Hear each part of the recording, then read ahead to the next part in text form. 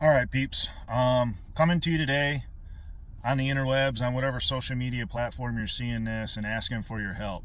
I'm making this video. I hate that I even have to make this video, but I'm making this video in response to an email I got from Delta, as well as the complaint form I had to fill out. Only allows for 1,500 characters, so I just try to stick with the meat and potatoes of the story to try and convey my point to Delta.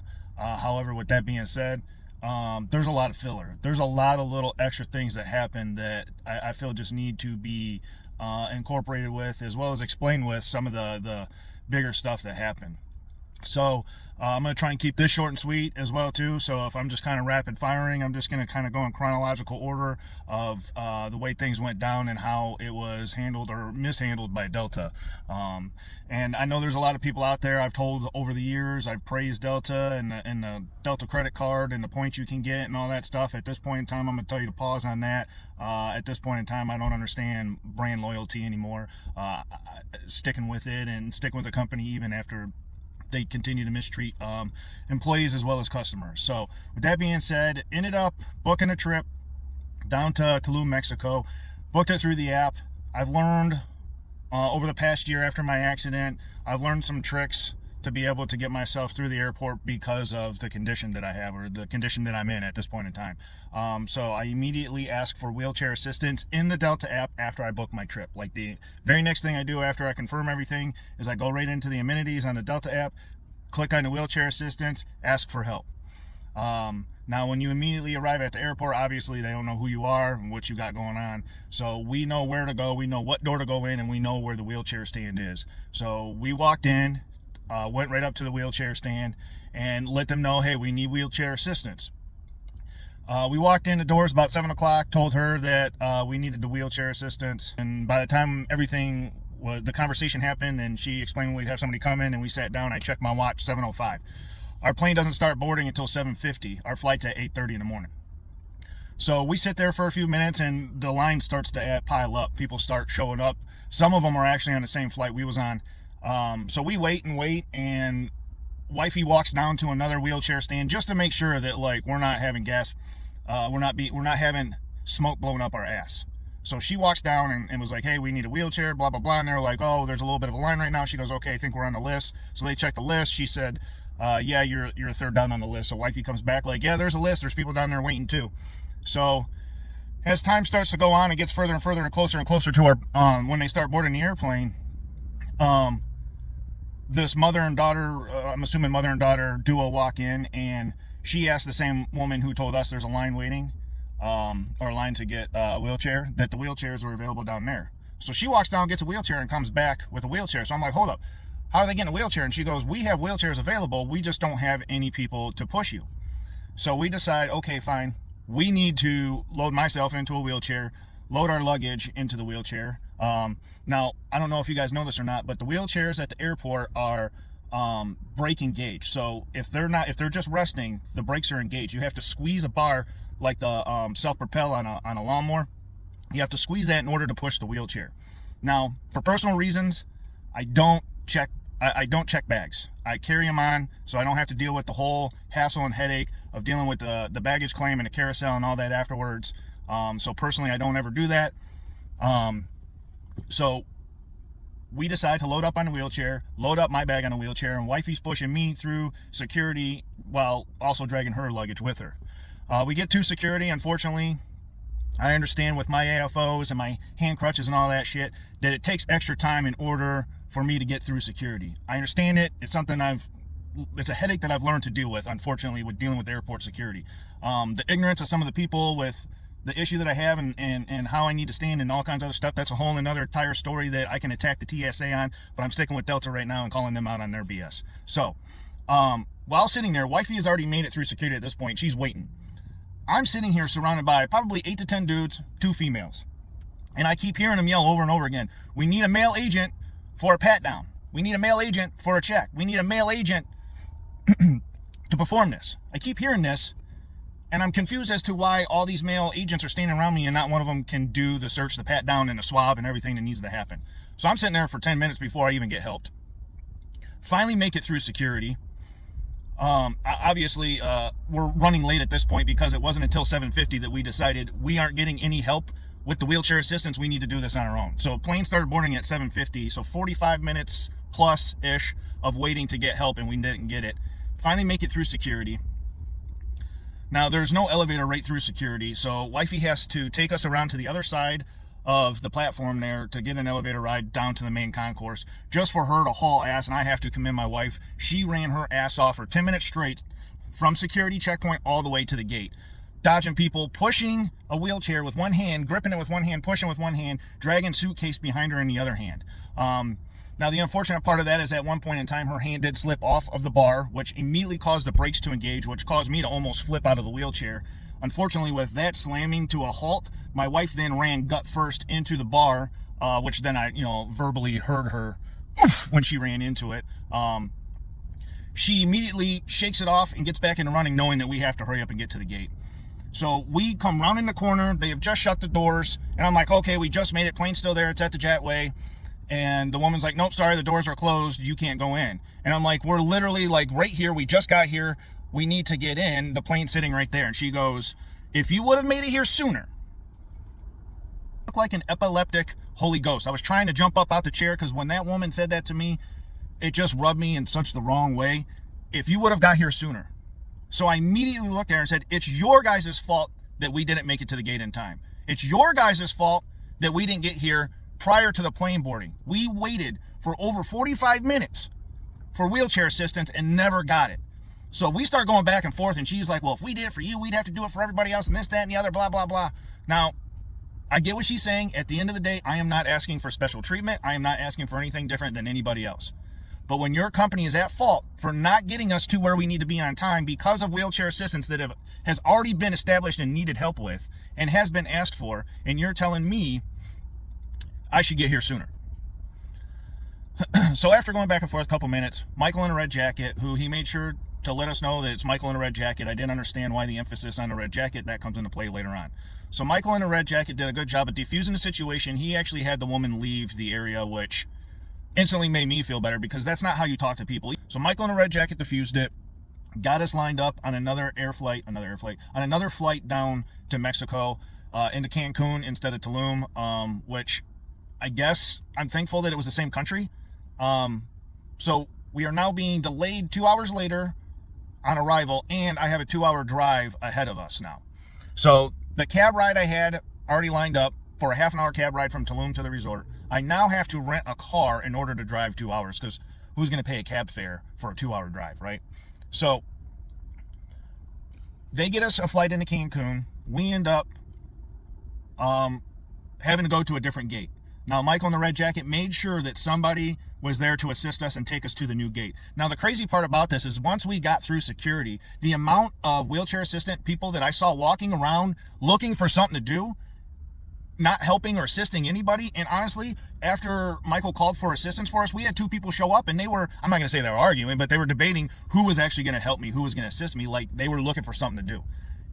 I actually made a comment at one point about maybe one of you needs to go to the front and start bringing people back through security, and I just got a weird look. So I don't know if there's some kind of established rule or different people pre-security and post-security, but there was definitely enough people post-security that could have been helping alleviate all the stress on the front side of security. So we get onto the aircraft. We fly from Detroit down to Atlanta, and wouldn't you know it, when we land in Atlanta, there's no wheelchair waiting for me. They don't even know anything about a wheelchair. Now, mind you, just had this whole mishap about not having the wheelchair assistance. I've also asked for wheelchair assistance through the app on Delta after booking this whole vacation, right? So the wheelchair assistance should be attached to my name, should be on a file, should be in a system. There should be some kind of an attachment to my name about needing wheelchair assistance. And it shouldn't matter whether I have a dozen layovers, whether I have one layover, whether I have no layovers. If I'm asking for wheelchair assistance, there should be wheelchair assistance. Now, I've run into this issue before. This is only the first time I'm complaining about it because this whole situation just compounded on itself. So I've run into this numerous times while traveling about them not having anybody waiting for me on the backside. So I've learned to ask on the front side. I ask at the ticket counter. I ask at the person that's assisting me. I ask the aircraft staff, make sure that there is a wheelchair waiting for me, please. Will you please make sure that there's a wheelchair waiting? Can you make sure that I have a wheelchair waiting? Like the amount of people I ask, like there should be a goddamn wheelchair waiting for me. on the end of my flight. Nobody there in Atlanta with a wheelchair waiting for me. Get over to the gate we need to be at to fly from Atlanta down to Cancun. Now, in the process of doing this, I now know that obviously it's going to be a 2-hour drive that has just been tacked on and cutting into our vacation. So I'm on the Delta app looking for a rental car so I can have something lined up for us so that when we land in Cancun, Mexico, we can just boom, bap, boop, got our car, check in, good to go, get on the road and get out of here, right? Pay for everything right there off the app. Pay for it. Everything's paid for. This seems so minuscule of an issue, but because of the fact that it wasn't just one thing that happened, it was a domino effect. It was like one thing happened that just led to one more thing, and it was just, like I said, a domino effect of different issues along the way. So the connecting flight from Atlanta to Cancun started having issues with the in-flight entertainment and the Wi-Fi. A few minutes into the flight, it started acting weird to the point to where we actually, I don't know if they shut it off or if something happened, but we did not have in-flight entertainment or Wi-Fi for about 10 minutes on that connecting flight. It eventually ended up getting turned back on, and when I noticed everybody having the same issues I did, we all ended up turning it off anyway. So once you got into your show or movie or whatever you were doing, it would play for about 2 or 3 seconds and then would buffer for about 2 or 3 seconds, and then it would kind of like skip back a second or two and then play, and then it would just constantly do that. So I just decided, screw it. At this point in time, like, I've already had the headache and the hassle of dealing with all this. I don't want to deal with the headache and hassle of dealing with this situation that is now present in front of me. So I just turned off my TV and said, screw it. But I noticed that everybody else on the flight had done the same thing. Nobody had their screens on. Anybody that I saw on a device, tablet, cell phone, laptop, anybody that I saw on a device, they also stopped. So they must have been having glitching issues with the Wi-Fi as well. So again, nobody on that flight I saw using any of the in-flight entertainment or Wi-Fi because it was garbage. It was crap. We show up. Again, we land in Cancun, and wouldn't you know it, there is not a wheelchair waiting for me. Again, no wheelchair again. Just went through all this in DTW, went through it in Atlanta, made sure in Atlanta, can you make sure that there is a wheelchair waiting for me when we land in Cancun? There wasn't one when we landed here. Can you make sure there's one for me in Cancun? Yeah, sure, no problem. No wheelchair waiting for me when I got there. Had an incredible trip. Glad we went. It took a little bit of time to de-escalate after this entire situation, especially after getting into Hertz in Cancun, going in to get our rental car, and finding out that, yeah, this reservation I have right here on the app through Delta, through Hertz, through the company I'm now standing at the counter of, yeah, I see that you have that reservation, but everything you paid for, that's not how it works down here. So after going back and forth several times for several minutes of, no, this is my reservation, I just need the car. Like, this is the car, this is the reservation, this is the confirmation number, this is the price I paid, this is the insurance I paid for. No, that's not how it works. We need you to put a $400 deposit down to cover the rental fee and the insurance. So after the headache of dealing with that, I just wanted to get out of there, knowing that we had a 2-hour ride ahead of us, knowing that Michael in a red jacket was going to put remarks, comments, and stuff attached to my file or on my account or however it was, that Delta was going to cover the charge of the rental car because of it being their fault for us not making it to our gate in time. So I figured at this point in time, I don't want to have to deal with this anymore. I just want to get my car so that we can hurry up and get on the road and get to the resort. I've already lost several hours on my day at this point. We're going into about 3 hours, landing 2 hours later, an hour long at Cancun Airport because it took almost 20 plus minutes for us to get our baggage because it ended up on the wrong carousel because they forced us to check it. Again, this is why I don't check my bag. So this just adds to the problems that I have with this entire situation, this entire Delta problem. So like the 20 plus minute mark, oh, your bags are over at this other carousel. Okay, fine. Go to that carousel. The whole issue of getting a rental car took close to an hour, which again, like I said, we're already landing 2 hours later. Now just wasted an hour between the luggage and the rental car and all of that. And now I have a 2-hour drive ahead of me. Finally get to relax, enjoy the vacation, and I drive the rental car that we rented in Cancun to the Tulum airport. Now, when I was in the Delta app renting it, I could not find anywhere, I could not see anything in a drop-down menu. The only option I could find when renting a car was returning it to Cancun. So I knew that there was probably going to be an additional fee for me returning the car that was supposed to be returned in Cancun to Tulum. So I figured, again, there was going to be a charge for that, but I was told that Delta was going to be covering the rental car and all of that due to the fact that they were at fault for the wheelchair assistance. So turn it in, being charged twice for the rental cars, once off the Delta app, and then once while being down in Mexico, at Hertz in Mexico, being charged a second time.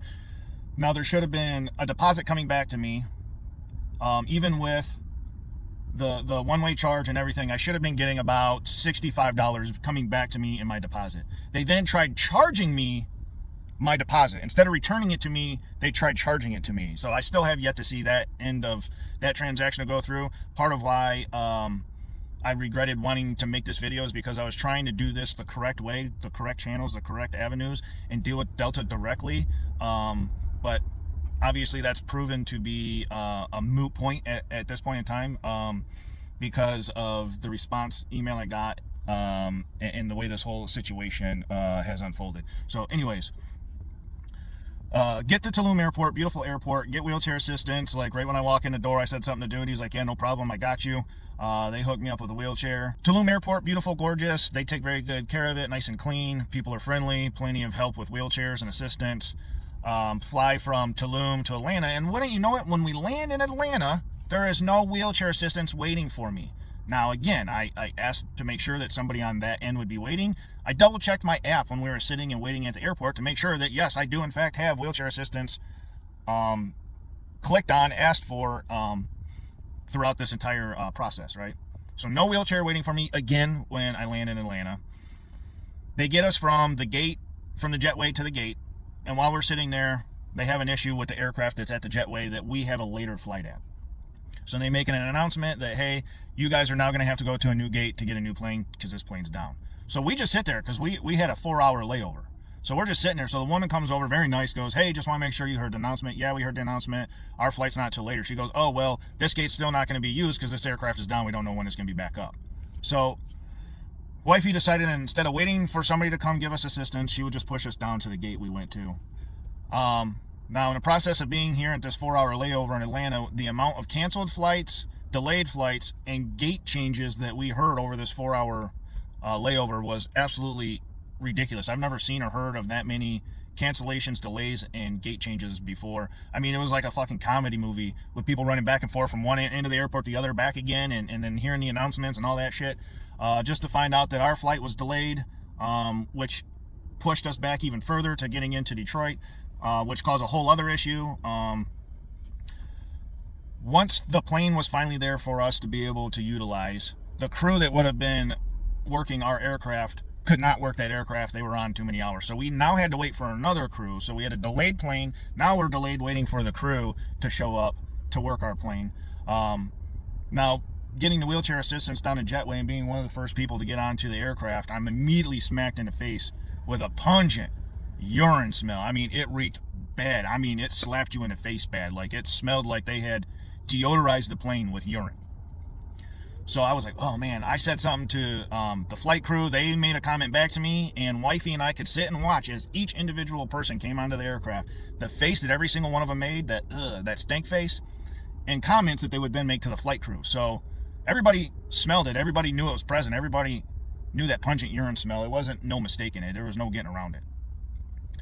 Land in Detroit and actually have somebody waiting for us. Holy shit, there's actually somebody waiting for us with a wheelchair. The entire process of this trip, every step along the way where somebody was supposed to be waiting with a wheelchair, there wasn't. Had no assistance from the get-go, from start to end, unless we literally had to flag people down and like, hey, you need to help me. Somebody was actually waiting. Now again, because we decided to check bags because of the whole issue of getting through the airport without having assistance, we didn't want to have to go through this whole process again, so we decided to check our bags so that if need be, wifey could push me through the airport and we wouldn't have to have a repeat of what happened in Detroit at the Delta terminal. So we checked the bags, end up getting over to the carousel, and like I said, part of the problem we had with the flight being delayed as long as it was is that the people we had arranged to pick us up from the airport are no longer able to pick us up because we didn't land until after midnight, didn't even get out of baggage claim until after 1 in the morning. So we're not going to make somebody who come that late Sunday night, early Monday morning, who has to work the next day, come and pick us up. So we decided to get an Uber, again thinking that we were told by Michael in a red jacket that Delta would help take care of any fees or transportation that we would incur along the way. So waiting for all these transactions to come through on my credit card to get my ducks in a row. In the process of waiting for all that to happen, Michael in a red jacket had told us to make sure that we contact somebody when we get home and let them know what happened. And when I initially contacted somebody about the issue, they were trying to, well, you need to talk to this person about that issue and this person about this issue and this, that, and the other. And I'm like, I'm not trying to get bounced around inside of Delta's corporation of talking to different people. I want to talk to one person. I understand there's a couple issues here. I mean, it's a myriad of problems. So to relay that to a bunch of different people when I could talk to one person and get this all across the board all at once. Letting them know that I do want to be compensated for the rental car and the Uber, how irritated I am that because of this entire process, it cut into my vacation time.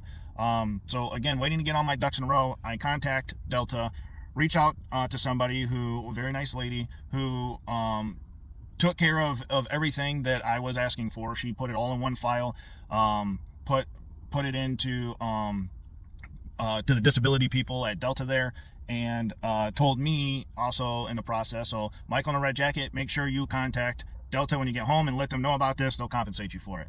The woman I talked to said, hey, we have notes here from Michael in a red jacket about what happened. Okay, cool. So you guys already know what the issue is. I relay the issues to her. She takes care of all of it, pushes it through, and says you'll probably hear from somebody. So again, I need to file a complaint, but I was waiting till I got all my receipts so that when I file the complaint, compensation, they have a separate department for complaints, a separate one for reimbursements and compensation. So I'm waiting to get my ducks in a row for the compensation part. In the process of waiting for that, I received an email back from Delta who apologized profusely, which the amount of apologies I've gotten through this entire process is aggravating. I appreciate that people are apologizing, but when it's not really heartfelt or meant, it don't mean shit. You can apologize all day long, but until we see actionable results taking place, this is not the first time I've had this issue. It's only the first time I've complained about it. And the fact that I have to now get on social media to get the right eyes and ears on this problem is ridiculous to me. You shouldn't be treating customers this way. So I get an email back profusely apologizing about the situation and them stating that they understand it's their fault that I did not make it to my gate on time. But then later on in the email goes on to state that there's not enough information at this time to warrant, to justify the claim. They would have to investigate it further. So that immediately irked me because I'm like, you have the remarks from Michael in a red jacket. He stated the problem. You've apologized about it, but you're saying that you don't think that there's enough for a claim. And then they give me 10,000 Delta points stating that we understand that this doesn't put a price on your problem, but we're hoping that it will alleviate it. Then states, for future reference, you should ask for wheelchair assistance ahead of time. What the fuck do you think I did? I immediately got in after booking the trip and clicked wheelchair assistance. While at the airport, I repeatedly asked to make sure that somebody would be waiting wherever we landed, would be waiting with the wheelchair. That never happened. If I walk in and say I need wheelchair assistance, even if I don't do it through the app, it's an amenity that you guys have. It's an amenity that you provide. You advertise it. You need to follow through on that. You need to assist people who cannot make it through something as large as an airport on their own 2 feet. So offering this, me making sure that I have it ahead of time so that I don't run into this issue, but you're saying that if you do this ahead of time, we could have avoided this whole issue. Also stated that next time this happens, make sure I contact somebody in a red jacket, a CRO, because they can take care of the situation. Whose remarks do you think are on my account, my file, whatever system you got me in? Where do you think those remarks came from? Michael in a red jacket. How do you think I've gotten this far in this process because of it? Michael in a red jacket. So that is why I decided that they don't want to stand by what they are as a corporation, what they provide as a business. They don't want to stand by helping people who are disabled and can't get around. They don't want to stand by that. And they don't want to help people out, even after the person who was there when the situation took place is putting notes in the system stating that this happened and that they need to be reimbursed. You want to say, we're sorry, my bad, but not my bad. Sorry, but not sorry. You can't apologize for something and then say that there's not enough here. What are you apologizing for if there isn't a case? What are you giving me 10,000 Delta points for if nothing has happened? What's the point of brand loyalty at this point anymore? I have been a loyal Delta customer for the better part of a decade. About a better part of a decade. I've been an exclusive Delta member for the last 5 years since I've got my Delta credit card that I've told a lot of you about. What's the point of staying loyal to a brand, to a company, to a corporation that, again, I mean, you're not taking care of your customer base? That's where your money, that's where your profit, that's where your pay comes from.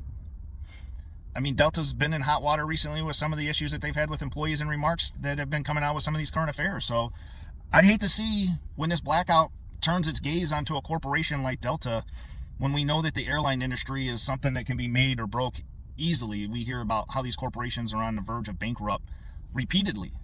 I hate to go there with this, and I'm not trying to threaten anybody, but what are we doing anymore? What are you doing? The fact that I have to come to a social media platform to hope that the eyes and ears of the right person sees this to rectify this situation, it's asinine. It's crazy. I can't believe this is where we are as a society anymore.